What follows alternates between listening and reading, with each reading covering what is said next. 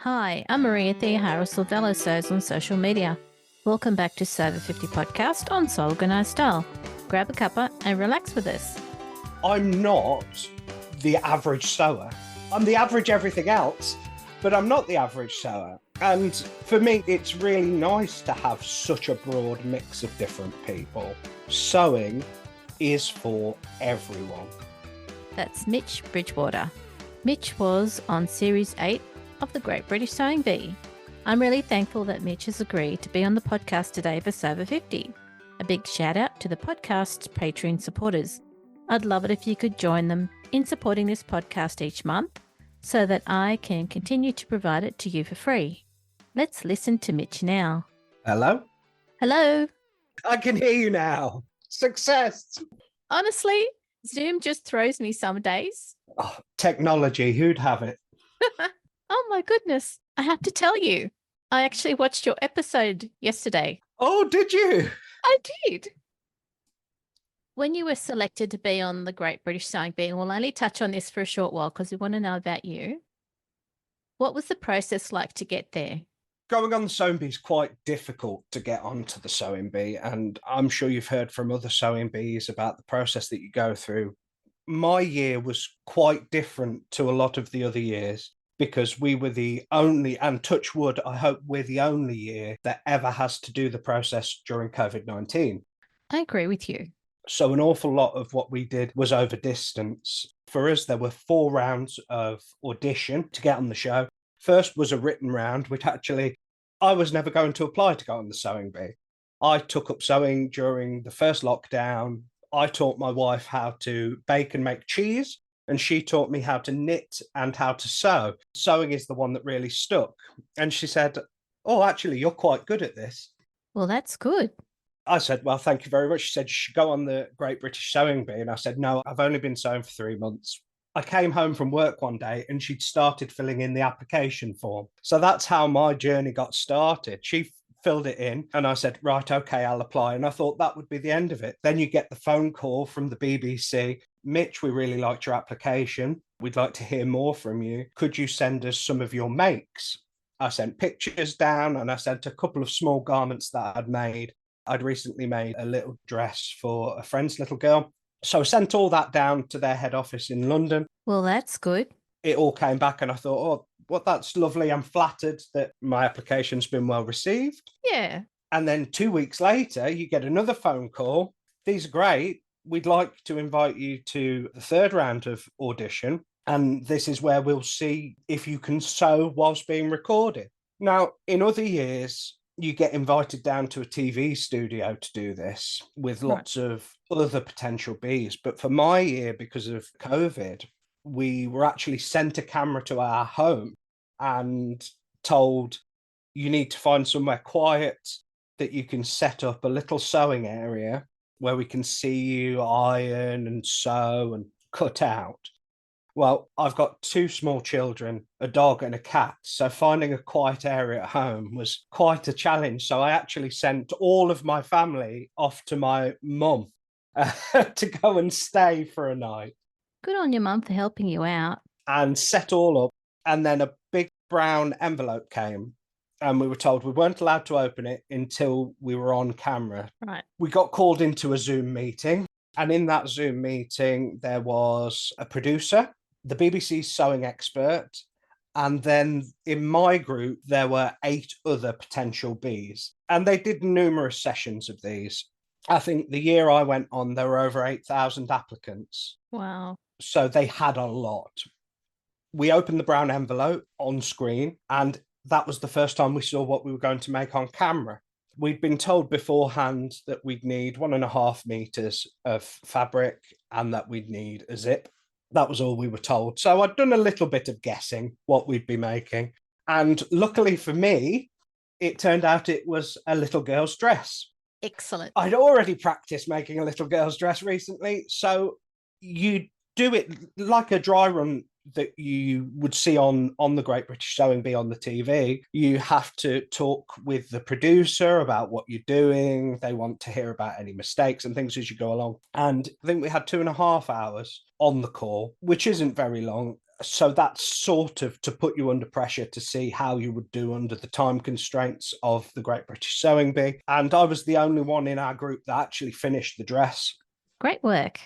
We put it back in the brown envelope at the end of the recording, sent it off, went to their sewing expert to be checked. So they made you seal it on camera so that you couldn't fix it afterwards. And then the final round, you got called again, and that was the first time we actually saw anybody in person. They did a meeting in London and they did a meeting in Manchester. I got called to the meeting in Manchester, took a couple of garments with me, and that was the chief producer of the show. Somebody who's been producing the show since series 1. And if you're a fan of the Sewing Bee, that's like meeting royalty. Oh, yeah. I was quite anxious about it, but it was really just to chat with you and see what you were like as a person. I think some people forget with the Great British Sewing Bee that it's a person-centered entertainment program first and a sewing program second. It very much follows the stories of the lives of the people that go on it. And one thing I think that's lovely about it is it appeals to young people that have never even looked at a sewing machine, all the way to time-served sewists that have a lot of experience. When I first started sewing, the only person I knew that could do it was my mum and my wife. Yeah. Suddenly, I'd got a whole community of such a wide range of backgrounds and ages that you just met for the first time and you all bonded over talking about sewing. So they got to see how we interacted with different people from different backgrounds and how we could talk to a camera and to a presenter. And then you went home, think, oh, you've had a lovely day out. You've got to meet some fantastic people. Maybe I've got to meet somebody who's going to be on the Sewing Bee. It was within 3 days after that, you got the phone call, Mitch, we'd like you to be one of our 12. Wow. And the rest, as they say, is history. I said, are you sure? And they said, no, we've really enjoyed everything that you've done. We think you'd be a great fit for the show. We'll send you some details. And that's it. You're one of the 12. So even though when I was on the show, I did go out in the first episode, so I finished 12th, I actually finished 12th out of over 8,000, not 12 out of 12. So it was, for maybe a couple of months of my life, a full-time job. What a fantastic, fun thing to do. From what we see on TV, we only see the 12. We don't know about the 8,000 that you, in inverted commas, competed against, which you wouldn't have known. No, absolutely not. I think it's very easy when you're watching the show, and I'm guilty of it myself. Tuesday night, the first episode of the new series was shown here in the UK, and it's very quickly to forget how much extra stuff has gone on beforehand and during, because when you're filming, I do quite a lot of talks about my time on the Sewing Bee, and people go, yeah, but do you really only get that amount of time? And the truth is you do. If they say you've got 3.5 hours, you have got 3.5 hours. But in that 3.5 hours, you've got at least 20 minutes talking to Patrick and Esme, the presenters, or talking to the comedian who's presenting the whole show, or you've got cameras coming and recording your feet or your hands. Yeah. We would start the day at 5 a.m. and we wouldn't finish until maybe 9, 10 o'clock at night. That's a lot of hours. Even though you were doing a 3-hour challenge, all the preparation work to get ready to film, all of the bit after where you see everybody get their feedback, and you maybe see 20 seconds, 30 seconds per contestant. Yep. In reality, you've got about half an hour, 45 minutes of critique, which is fantastic. If you're new to sewing and you've got these two experts giving you constructive feedback, it's brilliant. But then on the show, you only see that short 30 seconds. And believe me, if you have a bad test, like my second one was, that went really badly, you've got half an hour of being told how rubbish it is. Oh. So it's quite a long experience. But it's all part of what you sign up for. And actually, it's why when you watch the show, you think, well, these people have only known each other for an hour. They've not. It's why you see on the Sewing Bee, people work together so well. If there's a drama, somebody's already ready to chip in and help. And I just don't think you get to see that in a lot of other competition shows. in many other hobbies, it feels like the sewing community is very supportive and there's always somebody there with more knowledge who can offer help if you ask for it. And I think that's one of the magic things about the sewing community. That's right. And it's quite lovely to see that when they're saying 10 minutes to go or half an hour to go, and someone's machine or the needle or the thread, and you just feel for the person, then someone will help as well. Yeah. Yeah, somebody helps. Some people think that there's a team of specialists not on camera that rush in to help, and they don't. If a needle breaks, you've got to fix it yourselves. But because the relationship is so close between the sewers on the show, everybody's ready to help. And that's something that you don't always get to see in the final cut product that gets shown on the television, is how much time you spend going between different people's sewing areas and helping them with different things. And I know my final challenge, I wouldn't have got finished if it wasn't for Deborah, one of the other contestants, coming across and helping me just get the final fitting right. It's one of those things that I was on the show for that episode, just the one episode, but those people that I've been on the show with, I speak to every day now, and they're friends for life. And the Sewing Bees from series 1 all the way up to the new series have a chat group together. So that friendship circle is right from the very first series of the Sewing Bee to we've just invited the new Sewing Bees in. So it's really nice to have that support. And Matthew was the one, he sews Matthew. I'd had him on the podcast, a few weeks ago, and he mentioned that as well. So he doesn't feel isolated. He feels like he's amongst a really good group of friends now. Completely. Matthew is so wonderful, and his style is so individual. But you could say that about so many of the Sewing Bees. Part of the thing of getting chosen to go on these shows you are a little bit different because that's what people want to see, because it's entertaining. But there's people in that group that in normal everyday life, I would never have the opportunity of socializing with. Never. I never have the opportunity of learning from and teaching. But now, because this group of oddballs have all been thrust together, we're incredibly close. And I know that I, as a lower middle class, straight white man, I'm not the average sewer. I'm the average everything else, but I'm not the average sewer. And for me, it's really nice to have such a broad mix of different people within that community. I say this to everybody I speak to. Sewing is for everyone. Since being on the Sewing Bee, I've done an awful lot of work about doing cross-generation teaching with some of these skills like sewing, that if we don't pass on to younger people coming through, we'll lose them. And I think it's so important that you have that real mesh of different people from different backgrounds, of different ages, all working together. I just think it's so important and such a lovely thing. And I think sewing does it better than anything else currently. Last week at the start of Series 10 on Instagram, you put a supportive message to the current lot of bees about social media. Can you tell us what that was all about? Going one step further to this idea of us all supporting each other, first and foremost, we're all fans of the show. That's why we applied to go on. And social media can be a fantastic tool for those that have been on the show. It's a great way to show your work and to share different things with people all over the world.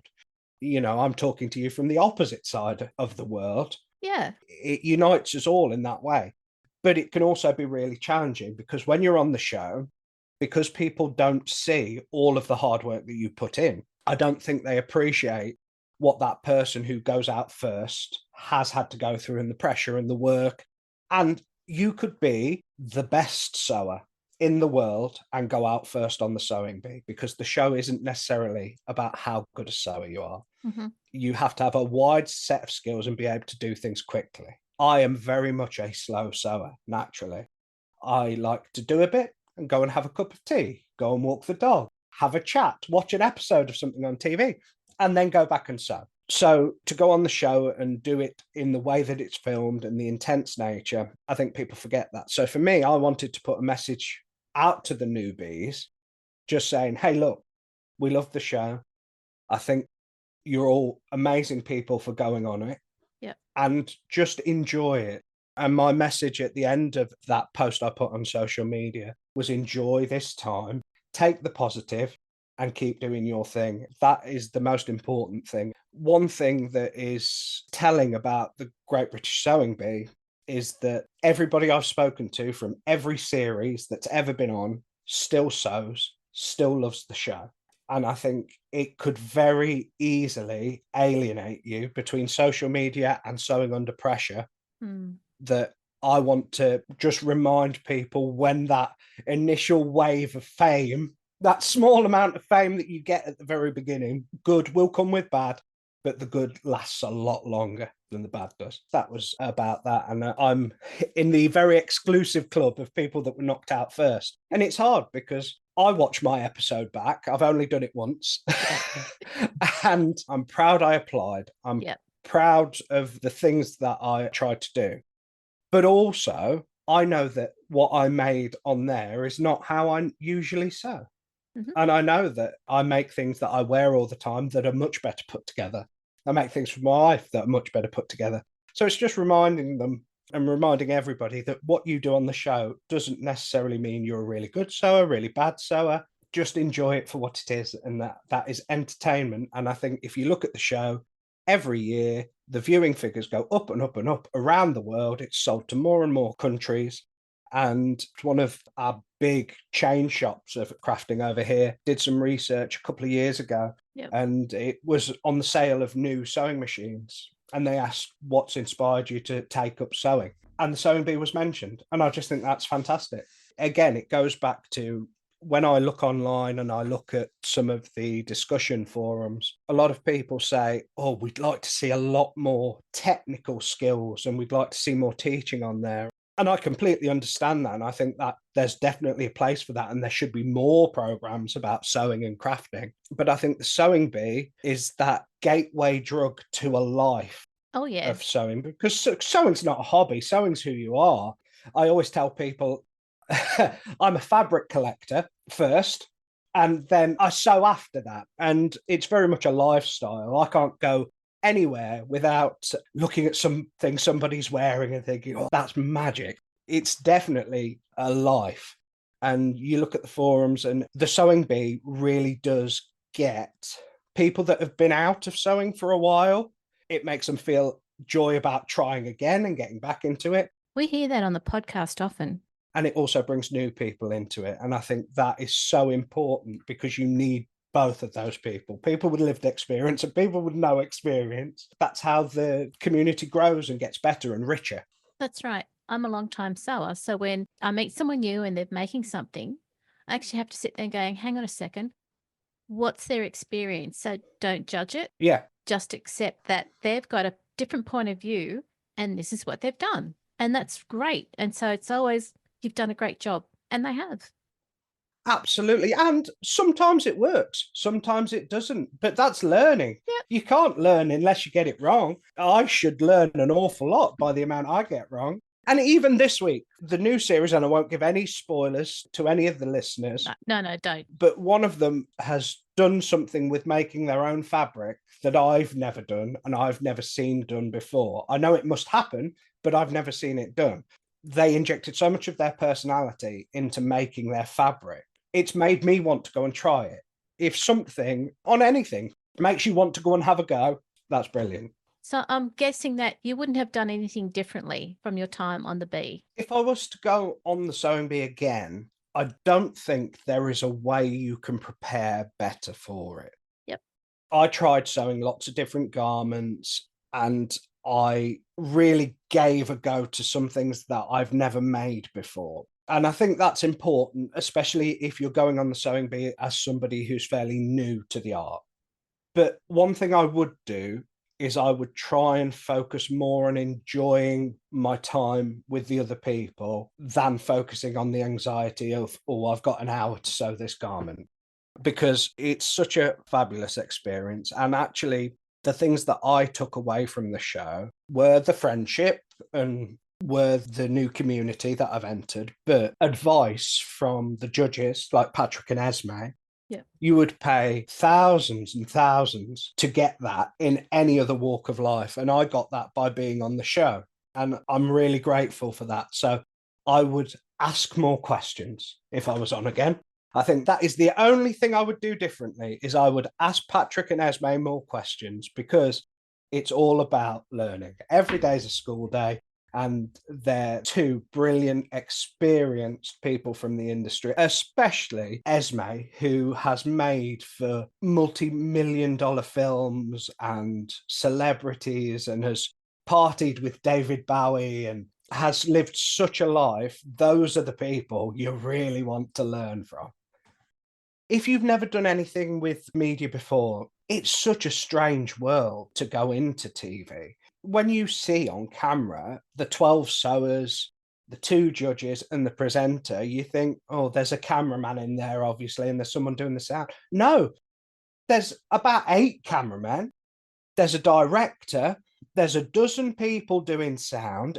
How they managed to film that show without getting the crew on camera, I'll never know, because I've never seen so many people in such a small room. Oh my, was it warm? Because you've got sound equipment. They can't have big fans or anything. No. So you've got these, they were maybe the size of an orange, big navel orange, fans underneath the desk. So you had nice, cool ankles, but nothing else. And you've got all these people. If you've never done TV before, it's alien. I remember I was sewing the second make on my episode. I'm terrible for putting pins in my mouth. If I'm sewing, I'll have a pin hanging out my mouth, and then I got asked to refilm me sewing something because I'd got a pin in my mouth, and we can't show that on TV. It's really bad. Yeah, I know, but I've already sewed it now. I've already sewed it now. You know, just pretend. Just pretend. Okay. So it's very, very strange. And obviously, when you're sewing, you'll know you get in a bit of a groove, a bit of a flow. It completely takes you out of it when somebody comes and says, we actually need you to do that again, or your foot's not in the right place on the pedal for us to get a shot of your feet. And you just think, wow, this is surreal. So for those new people coming on, if they've got no experience of TV and they like to work in a similar way that I do, with tea breaks and going for a walk, they're in for a big shock. Sounds like it. Yeah, but it is a brilliant experience. Some people ask me, would you go on it again? And absolutely, at the drop of a hat, in a heartbeat, I would go on it again, because it's such a fantastic experience. And now, with us just starting series 10, there's only just over 100 of us. It feels like it would be nice for the producers of the show to do a redemption challenge with some of us who went on and didn't do so well. I'm trying to push them into doing it. The first episode, people. Yeah, absolutely. A redemption challenge. And we've long talked about them doing an all-stars with some of the winners as well. People like to see, when they watch the show, they like to see people make really beautiful things. Of course they do. But those that are invested into the whole project, the whole 10 weeks or whatever it is, I think it's really nice to see people's journeys, how they get better. Some people that have been rubbish in the first week and get stronger and stronger and stronger as time goes on. There was a guy who was on the year before me, I think, Damien. He was rubbish. In episode 1, and this is fine to share, I've said the same thing to him. In episode 1, he was rubbish, but every week he got better. And by the end, he was making some of my favourite garments. And that is partially because you start to settle into the groove of the program and making it, and you get used to the cameraman. But also, it's like I was saying before, learning from other people in that group. If you're able to take that information quickly and start to use it, you can really change how competent you are as a sewer throughout the course of a series easily. I mean, that makes sense. And it is comforting to know. And even for one episode, I was definitely a better sewer when I left than when I started. And that's just one episode. Yeah. pretty intense learning. Baptism of fire, I think, is the way to describe it. It is intense, but who else can say they got to take a couple of months out of their life to just focus on doing sewing? I'm very lucky in that respect, and lucky I've got a supportive family that wanted me to go and do it. My job allowed me to go and do it at the time. You are lucky to get the opportunity to go, and my year, over 8,000 people applied. You are very fortunate to get on the show, and part of it is your personality. Some of the sewing bees that made things that would fit themselves, after the show has taken them home and fixed them, and they now wear some of the things that they made on the show. When you're first getting started with sewing, repurposing, they're all really inexpensive ways of, number one, reducing our waste. We know how wasteful fashion and textiles can be. And it's an inexpensive way of getting started. You don't have to go and buy £80 a metre tweed. You can do it with a very, very inexpensive duvet cover or blanket and make something actually you'd really love. And not only would you love it, it would inspire you to have the confidence to do other things. Making your own clothes is categorically not cheaper than going and buying them. But it is a lot better because if you've made it, you know how to fix it, so it will last a lot longer.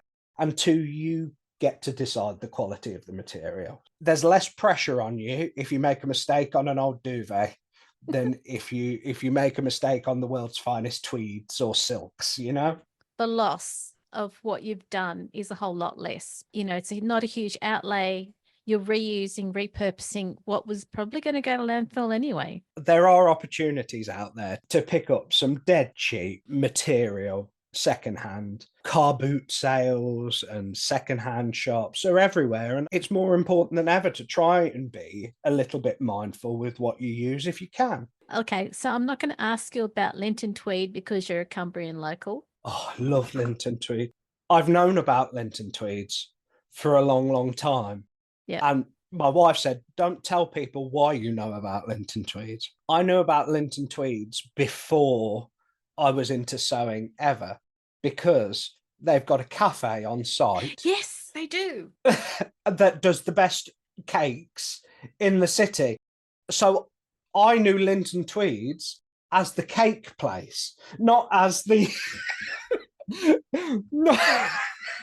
not as the couture fashion house supplying fabric maker. I knew it as the place that, I could go and have a nice jacket potato and I could have a lovely egg custard cake. So I've known about it for years, but mainly as a cafe. But since going on the show, what's brilliant is I play soccer twice a week, and one of the lads I play with works in the factory. Oh, wow. So I've been for a tour and I've got to see all the machines, and I'm desperately trying to convince him to get some mates rates so that I can have some Linton Tweed sent to me relatively cheaply. But alas, it's not come to fruition yet.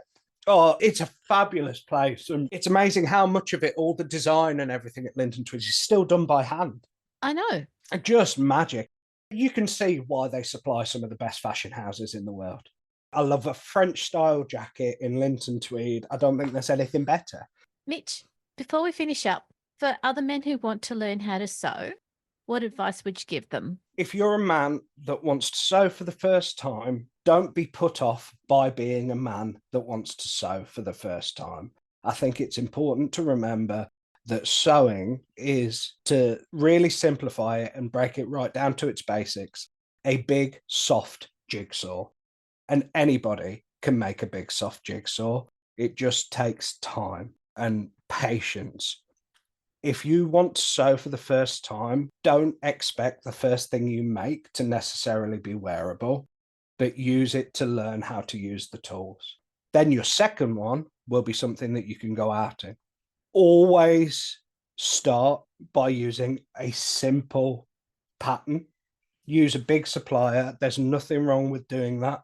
Find something that you love and you would really love, and make that pattern 2 or 3 times before you try anything else. That way, one, you'll know if you really, really enjoy doing it, because each time you'll enjoy it a little bit more. 2, if you're making the same thing, The practice will mean that by the end of that journey, you've got something you can wear. And 3, you're starting with the core basic principles.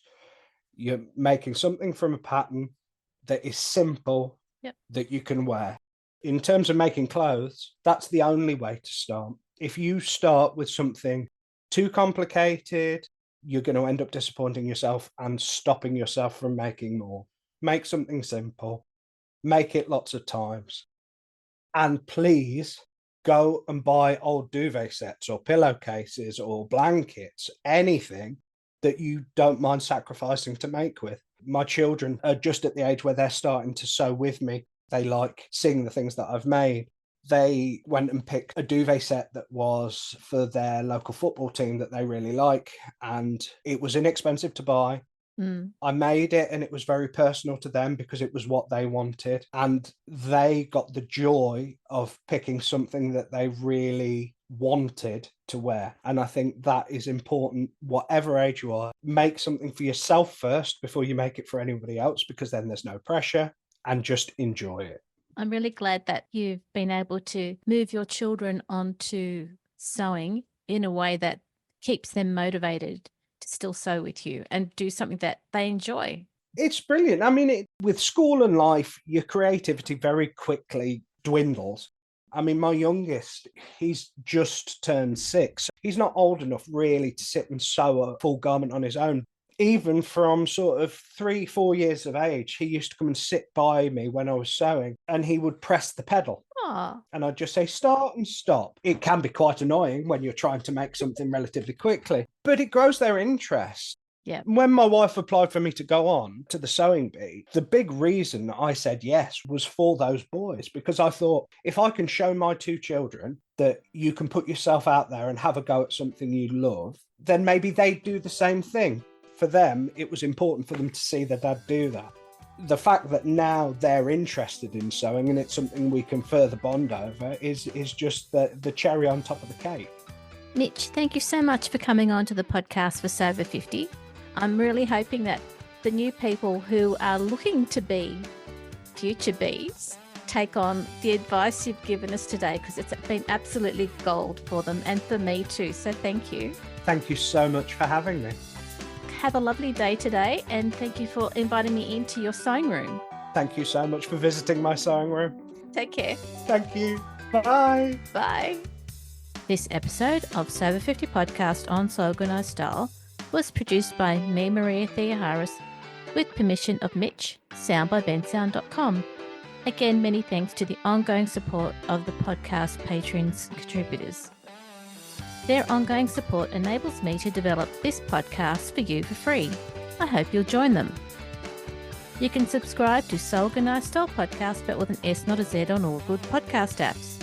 Make sure you go back and listen to our free Sober 50 Podcast archive on So Organised Style Podcast. We look forward to joining you in your sewing room next time. Stay safe, everyone.